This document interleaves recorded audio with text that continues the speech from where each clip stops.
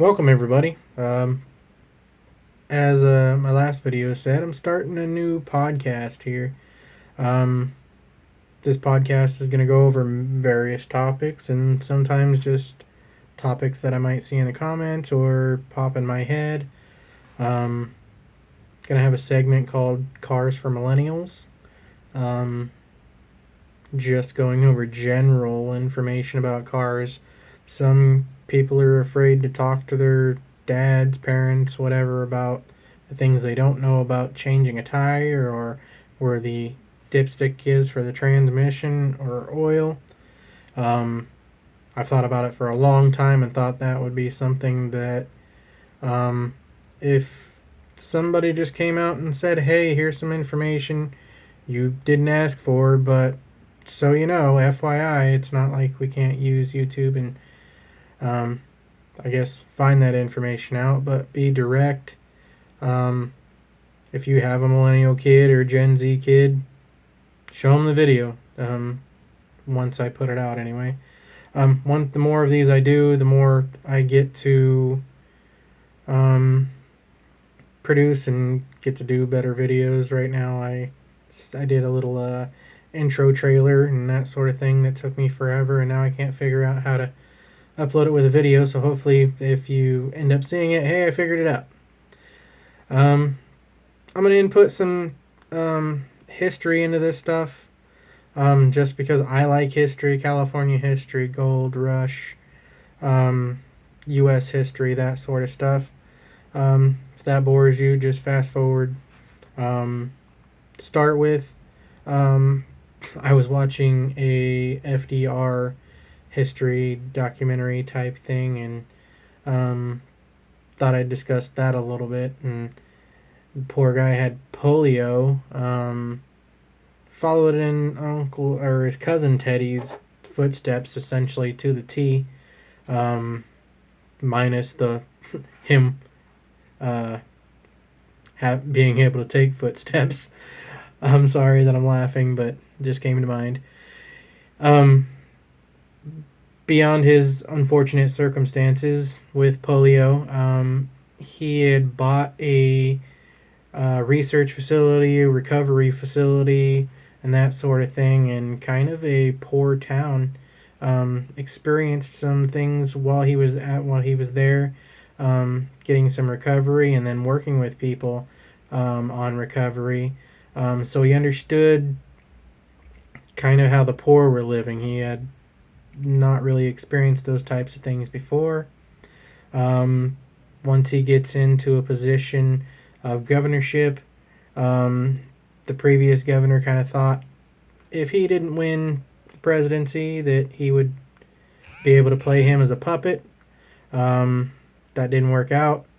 Um, so it ended up being that he kind of told that guy to kick rocks and that sort of thing, and he ended up doing his own thing, and people liked it. He became president. The economy was bad, and he established the New Deal. Well, there's essentially the first New Deal, and then there was a second New Deal.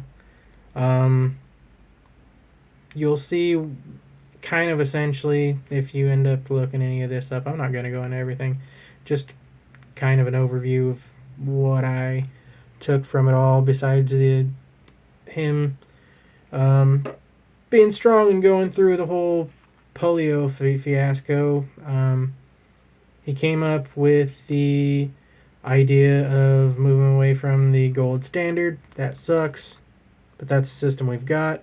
So that might interest you if to read up on and how that happened. And during the same time, there was the repeal of prohibition in the 1920s. The repeal amendment was ratified later in the 30s. For McClamper friends, you'll know we hate that. Glad it was repealed. But go ahead and if you're bored, like I get into all kinds of different things, and I'm hoping eventually here I'll figure this out and I'll be able to share some videos and that sort of thing during my video while I'm going over topics and that sort of thing. Haven't figured that part out yet. Um, in the comments, I want to know what profession or what type of people would you like to see me interview, just to get their take on whatever it may be. You know, mechanic, attorney, firefighter, um, sign guy. Do we have sign guys anymore? I don't know, but if we do, I haven't. I don't remember seeing a sign guy since beyond the guy that from the furniture store that I think's been going out of business for 20 years. So maybe he's still a sign guy. So I don't know.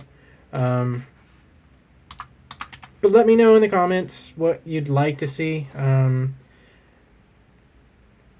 One of the things that popped into my head to discuss, since this is kind of a podcast about cars and such, the new Dodge Challenger, excuse me. They're coming out with an EV and a gas-powered option. There's also going to be a four-door version. What are your thoughts on that? That looks ugly.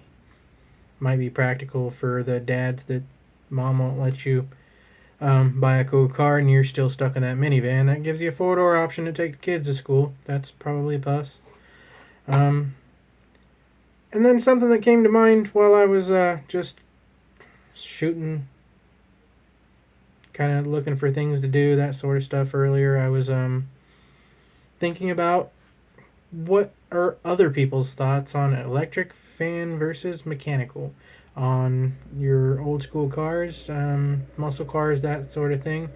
And do you run a backup fan? Because some people seem to think that the electric fans are just unreliable. I think that for the most part, mechanical are just, they don't cool enough. Electric is probably the way to go. Have a good battery and don't buy your electric fan from Temu. That's probably the best advice I'd give on that, is spend $1 or $2. So what are your thoughts? Put that in the comment. I want to know what everybody thinks about electrical fans versus mechanical fans on cars. Next, I'm going to go through... next video, I'm going to go through discussion on some motorcycles and that sort of stuff. And then eventually I'm going to get into carrying the camera around and that sort of thing and going to check out certain things on the cars or trucks or motorcycles or whatever else that, I don't know, might be fun. If not, go somewhere else, I guess, for your content. But if you're here and you're still here this long, hit like, subscribe, bells, all that stuff, bells and whistles. The more people that watch this or like this content, I can do cooler stuff, so help me out. Until next time.